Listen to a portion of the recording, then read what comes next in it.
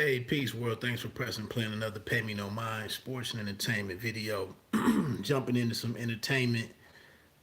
Still stoked about last night's big victory for the Washington football team over my father's Pittsburgh Steelers. But anyway, getting on to this Your Honor series. Bryan Cranston fronted new series on Showtime. Just gonna get into a couple of thoughts about the first episode or the pilot episode. Looks like the name of it was just part one. They don't have like some thoughtful or creative names to each episode. It looks like it's just part one. Um, some quick thoughts. I saw some criticism about Your Honor and how it will line up with Cranston, who's playing. I think his name is Michael Desiato, with him playing a father who, makes a bad decision,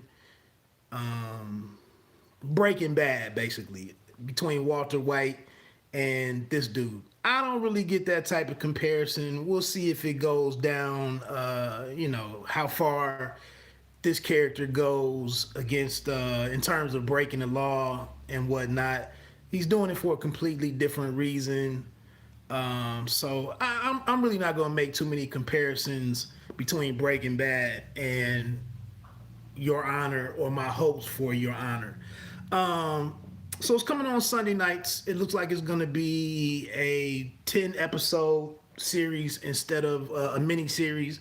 It's based on a show from an Israeli show called Kavodo, or however you pronounce that. Um, it was kind of shocking to see on Rotten Tomatoes, which I checked to see how shows are doing in terms of critics. And right now it's only at 36% for the like writers and industry people, critics, the people that get paid for that type of stuff. So it's only at 36 for them. For everyday folks such as myself, it has a 75% tomato meter, or whatever it's called, Rotten Tomato meter. So that's a little concerning for it to start out that low. But I don't really have too much negative to say about it. It's only the first episode. I really didn't even want to, or thought about just coming in. Usually with new shows, I like to get two or three episodes behind before really weighing in, because you need to get a feel for the lay of the land, what the show is about, what the scope is, what it's trying to do, all of the characters, so on and so forth. But here we are. My schedule cleared out with the end of HBO's The Undoing. So this arrived right on time, personally. So a couple of things, just some random thoughts on it. I really didn't care for the racial stereotypes to get this thing rolling.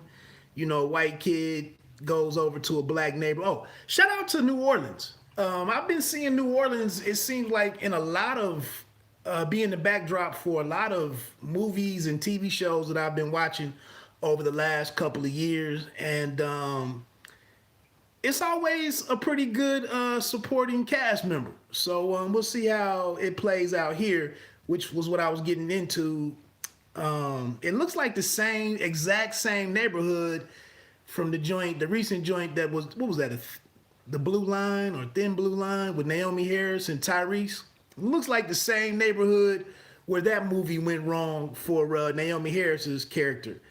But I didn't care for the, immediately out the gate, we get into these racial stereotypes with the white teenager in this black neighborhood. He's over there to commemorate his mother's passing. I guess she might have been shot there. I don't know how they got from that neighborhood. If he's 16 or 17 years old and the father is a judge, I'm not sure how the neighborhood turned over in that amount of time. But anyway, it's some kind of anniversary. She was shot and killed in front of this corner store or whatever. And as the kid was over there, I don't even remember his name, to be honest. I know the actor's name is Hunter Dewin, I think. But As he's over there leaving this photograph and flower of from his mother, his deceased mother, these four brothers from down the way start making their way up the street to confront him. Doesn't happen. I mean, I've never been to New Orleans, but the hood is the hood. They might have asked him, "Are you looking for some heroin, or some drugs?" But to come bother him, I don't know. So he panics, goes and gets back in his car, and goes to take off and gets lost and starts panicking and experiencing an asthma attack. Drives around the corner, comes right back to where he was. Of course, the black dude's busted up the picture frame of his mother. So he's distraught over that. But said brothers start coming back up the street, and one goes to pull out a gun. Again, this is all very, just not all that believable to me. But they needed it to set up what was getting ready to happen. He gets to driving down the road and has an unfortunate encounter with this Baxter kid. The Baxters are a crime family, I guess, for decades in New Orleans. And their young son, who I guess it was just his birthday, I believe, and the father bought him a motorcycle. So he's out riding his motorcycle for the first time as the Desioto kid goes to reach for his inhaler, his asthma inhaler, takes his eye off the road, and when he comes back up, he's ran into the Baxter kid, who flips over. His leg is broken. The helmet that he had came off, and he smashed the back of his head on the curb, and he's bleeding out.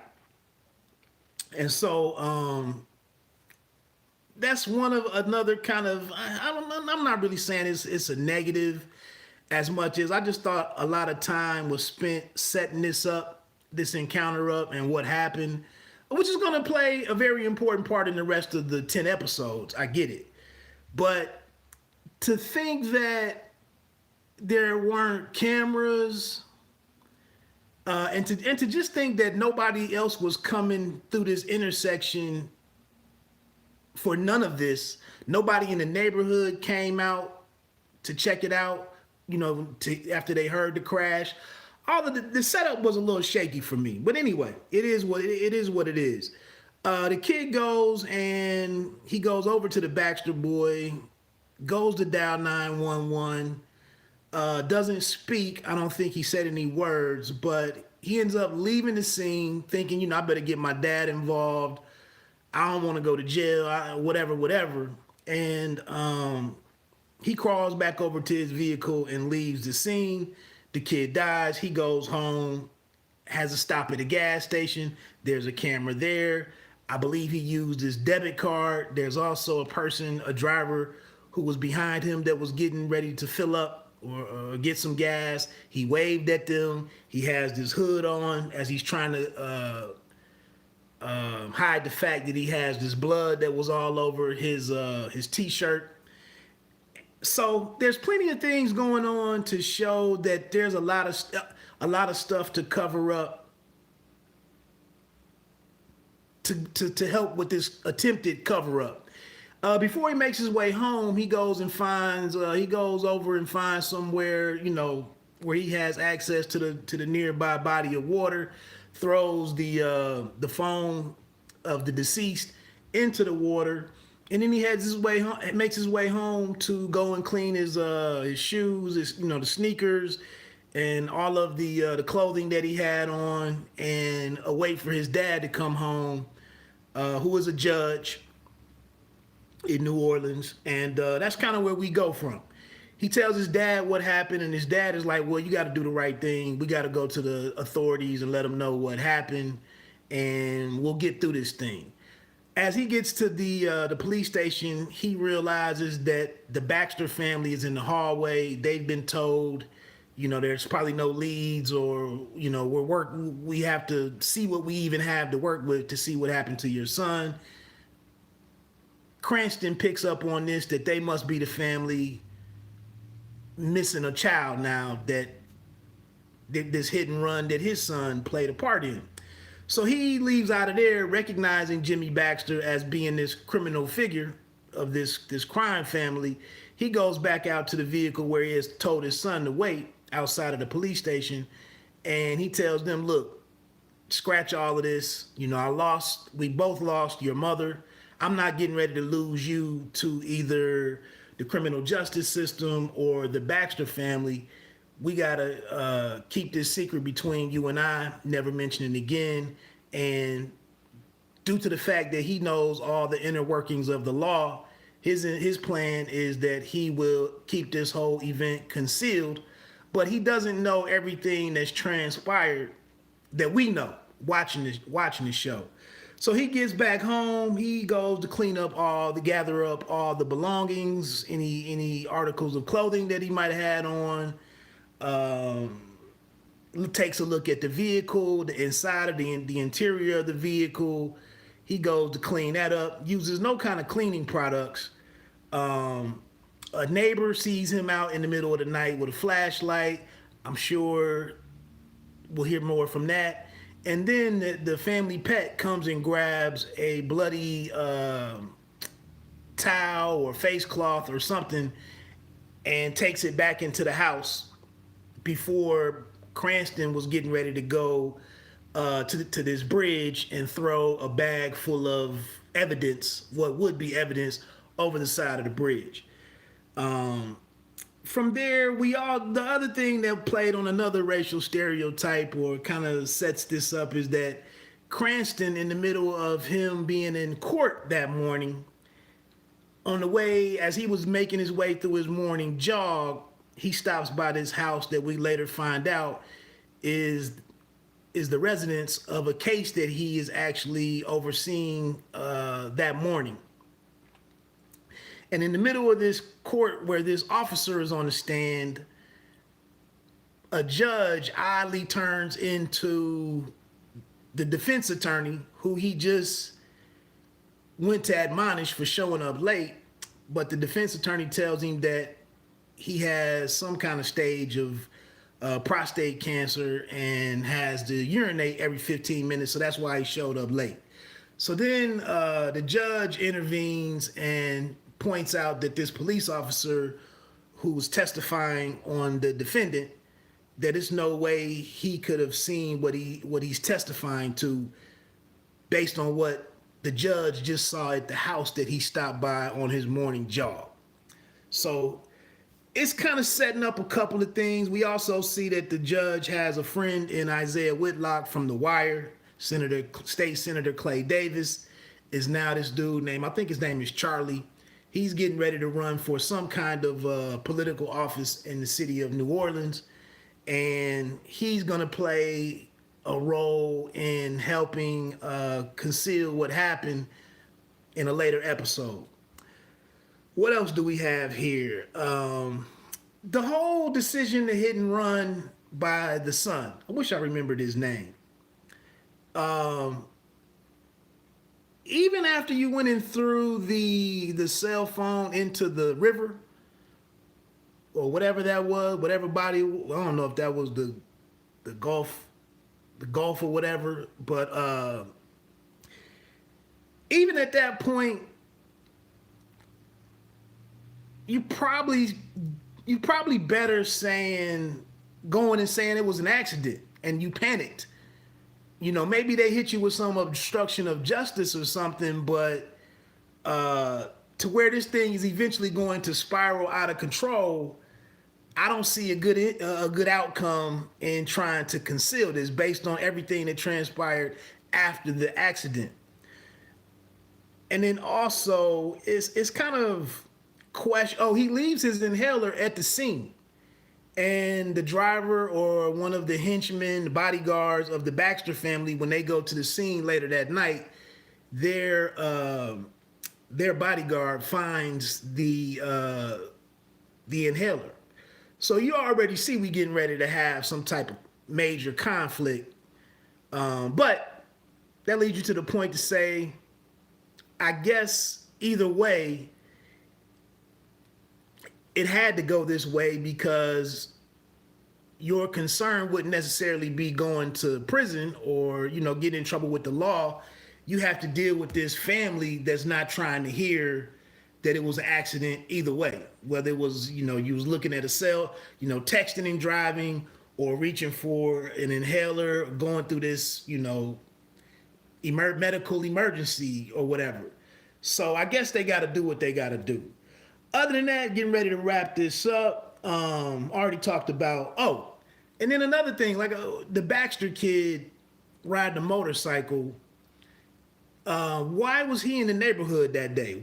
I understand. We kind of understand why the Desiotto kid is there in memoriam for his deceased mother. But what is this dude riding his motorcycle through this neighborhood for? I thought he was on his way to school, and based on the house that he lived in, I would imagine that he's going to a private school. So why would he have been going through the hood to get to the high school? That really didn't make a lot of sense to me. But like I said, all of this really is just meant to set up, the next 9 episodes. The show is a little more. I wouldn't compare it to Breaking Bad as much as I would compare it to 7 Seconds with Regina King and the Russell Hornsby. Is that his name? That was on Netflix, which I thought Netflix dropped the ball with that show not coming back for a season 2 or a second season. But that's pretty much where we are. Like I said, for the most part, the little racial stuff that they put out there to make the story, to get the story rolling, I didn't really agree with that. And then the whole the whole accident scene and the handling of that, the setup of that is a little sketchy if I really wanted to, nitpick. But all in all, it sets up for what we're getting ready to get into over the next 9 episodes. And I think that, I think it's going to be fairly decent. Eventually the law is going to get involved, and a detective is going to get involved. Bryan Cranston is going to be using his networking and his, his position as a lawyer in New Orleans to do what he has to do to keep his son free. And I guess, to stay alive now that you got this crime family boss and Baxter involved. So we'll see what happens. Like I said, I'm pretty optimistic for the show being worthy of your time Sunday night. Whether it's must-see TV, that remains to be seen. Very corny play on words, but the jury is out with the show. I thought Cranston was, Cranston was what he was as Walter White in Breaking Bad. There was another show. He was in the first season of Cousin Pete on Amazon Prime. I thought he was pretty good in that show, but he really just had cameos in that show. If it was 10 episodes, he might have been in 4 or 5 of them. He didn't have a large role in that one, but I liked him in the show. He didn't come back for a second season. But that's it, man. Your Honor, Sunday nights on Showtime. Something that my wife is probably going to ruin for me. She's impatient AF. But let me get on out of here, man. Bite down, box. Pay me no mind. Sports and entertainment. You don't have to be great to start, but you have to start to be great. Enjoy the show. Let me know if you're going to be in for it for the long haul, or if you're out after 1 episode, or maybe you're just giving it 2 episodes and you're on the fence with it. I'm kind of excited for it. Peace.